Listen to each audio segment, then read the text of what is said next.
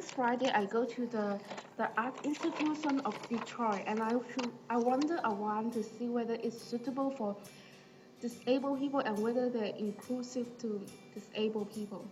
And from the building design, I think that it's really inclusive to people who use wheelchair because the loft entrance of the museum is on the street level.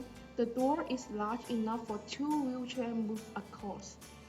Also, there are no stairs in between the transition area. Fourth, there are three elevators in each floor, one in main entrance and two is in two sides of the building.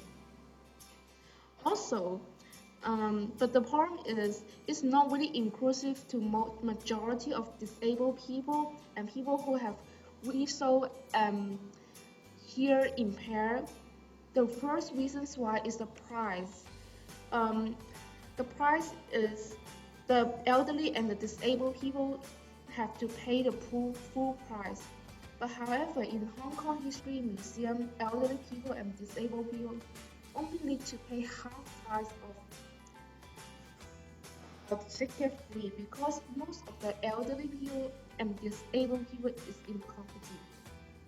Also, they have negative feedback in the South Tour part in Firday American because people have to use iPad to listen the tour, but the elderly people struggle to use the move a sign in they don't have a sign interpretation guide tour. Also, some path for people who cannot see, so the people who have blindness can walk through it. First, I would talk about the auditory description. It is a painting. The major color of this painting are black and white. There are two main themes in this painting. The first is a white color modern house. Second, two Africans are dating and dancing together by holding their hands together. Seven pink color hearts fly between them. Both main theme drawings are separate from each other. They are surrounded by white clouds and white walls. The only common area of these two themes are trees. Let's talk about disability aesthetic. It is unusual to be up to African to be the main character in the romantic scenes. Also, the drawing represents African people as powerful, rich, joyful, and pretty. The color shape and the gray color used is represent that it is a dream. Author background. The author name is Carrie James Marshall, who grew up at Los Angeles and lived in Chicago. He is a professor of School of Art and Design at University of Illinois of Chicago. Black power and civil movement influenced his drawing. His drawing represents his perception on African with separate and distant and our appearance. Also, he thinks that Africans are confined in the stereotype in American society. Let's talk about the other artwork. Let's start with the audio descriptions. It uses silhouette technique. There are 10 main components. The front color is black and the background color is white. An African American sits there.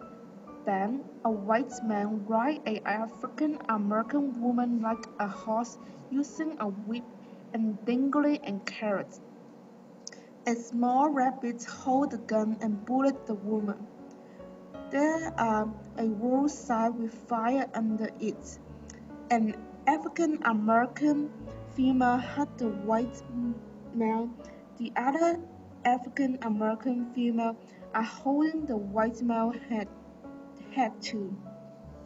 An African American girl playing a broken wheel. There are an other African guy crossing his hand. and African women are crying and holding and crying and praying because another African woman is stealing her child.